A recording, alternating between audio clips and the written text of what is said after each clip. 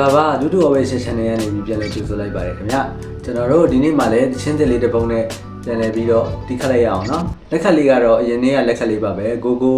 ပတ်တန်1ဆိုပြီးကျွန်တော်မိပေးထားတဲ့လက်ခတ်လေးပေါ့နော်1 2 3 4လေးချက်ရှိတာအောင်မှာ1နဲ့3နဲ့ကအပေါ်ကိုတီးမယ်2နဲ့4နဲ့အောက်ကိုတီးမယ်ပေါ့နော်1 2 3 4 okay အဲ့လက်ခတ်လေးနဲ့သွားမှာဖြစ်ပါတယ်ဒီနေ့ဒီမဲ့သချင်းလေးကတော့ကျွန်တော်တို့ငငယ်ဆိုခဲ့တဲ့သချင်းလေးပါပဲเนาะ ABCD ဆိုတဲ့သချင်းလေးဖြစ်ပါတယ်ဒီသချင်းမှာဆိုရင်တော့ကျွန်တော်တို့ကော့အား3ကော့ပါဝင်ပါတယ်ဟုတ်ကဲ့ကျွန်တော်တို့တင်ထားတဲ့ကော့လေးတွေပါပဲ G ရယ် C ရယ် D ရယ်3ကော့ဖြစ်ပါတယ်ခင်ဗျဒီ3ကော့နဲ့ကျွန်တော်တို့သချင်းလေးတီးမယ်ဒီသချင်းထဲမှာဆိုလို့ရှိရင် full bar တွေလည်းပါတယ် half bar တွေလည်းပါတယ်ပေါ့เนาะဒီသချင်းကထူးခြားတာတစ်ခုကကျွန်တော်တို့ဘာလဲဆိုတော့အရှိမအပြောက်လေးနှစ်ပြောက်နဲ့စားတယ်အနောက်အဆုံးသက်မှာလည်းအပြောက်လေးနှစ်ပြောက်နဲ့စားဆုံးထားတယ်ပေါ့နော်ဒီကဘာကိုပြောရလဲဆိုရင်သချင်းကိုအစနဲ့အဆုံးထိနှစ်ခေါက်ပြန်တီးရမယ်ဆိုတဲ့အဓိပ္ပာယ်လေးဖြစ်ပါတယ်ခင်ဗျာပြီးလို့ရှိရင်ကျွန်တော်တို့ဒီသချင်းမှာ12ပါးပါဝင်ပါတယ်12ပါးပါဝင်တော့ကျွန်တော်တို့4ပါးတစ်ဖြတ်4ပါးတစ်ဖြတ်တီးလိုက်ရအောင်ပေါ့နော်ဟုတ်ကဲ့ပထမ4ပါးမှာဆိုရင် G ကိုကျွန်တော်တို့ full bar တီးမှာဆိုတော့ကျွန်တော်တစ်ခေါက်ရင်တီးပြမယ်နော်1 2 3 4โอเคအဲ့ဒါလို့ဒီမယ်ပြီးလို့ရှိရင် C နဲ့ G နဲ့က half bar ဆိုတော့ C ကိုနှစ်ချက် G ကိုနှစ်ချက်ဒီမယ်เนาะ C ကိုအပေါ်အောက် G ကိုအပေါ်အောက် C G โอเคနောက်ထပ် C နဲ့ G နဲ့လည်းအတူတူပဲပေါ့เนาะ C G ဟုတ်ကဲ့နောက်ဆုံးက D နဲ့ G ကြတော့ D ကိုနှစ်ချက် G ကိုနှစ်ချက်ဒီမယ်เนาะโอเคအဲ့လိုလေးတီးသွားမှာဖြစ်ပါတယ်ဆိုတော့ဒီ၄ပါးကိုပေါင်းပြီးတော့ကျွန်တော်သရှင်းလေးနဲ့အတူတူဆိုပေးမယ်เนาะ A B C D E F G H I J K L M N O P Okay ပြီးလို့ရှိရင်နောက်ထပ်၄ပါးဆက်သွားမယ်เนาะ၄ပါးမှာတော့ပထမပါးက G နဲ့ C နဲ့ half bar လေးဖြစ်ပါတယ်ဒါကြောင့်မို့လို့G နှစ်ချက် C နှစ်ချက်ပေါ့နော် G ကိုပေါ်1 2 C 1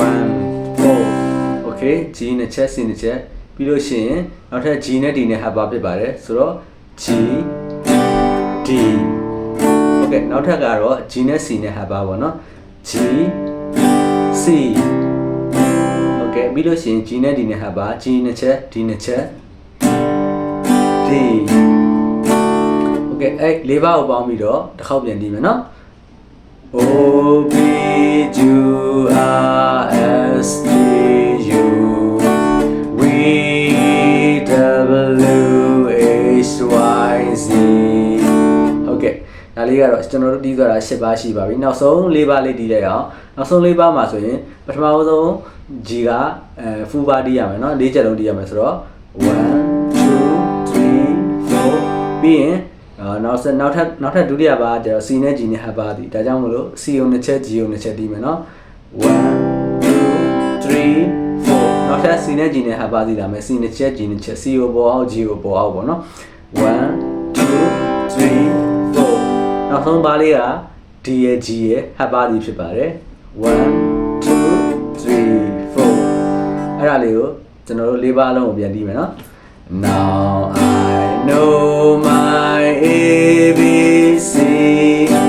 Next time when you sing with me Okay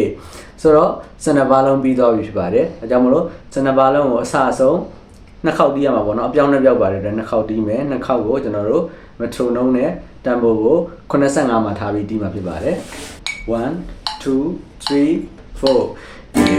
B C D E F G H I J K L M N O P O P Q R S T U V W H Y Z Now I know my ABC Next time when you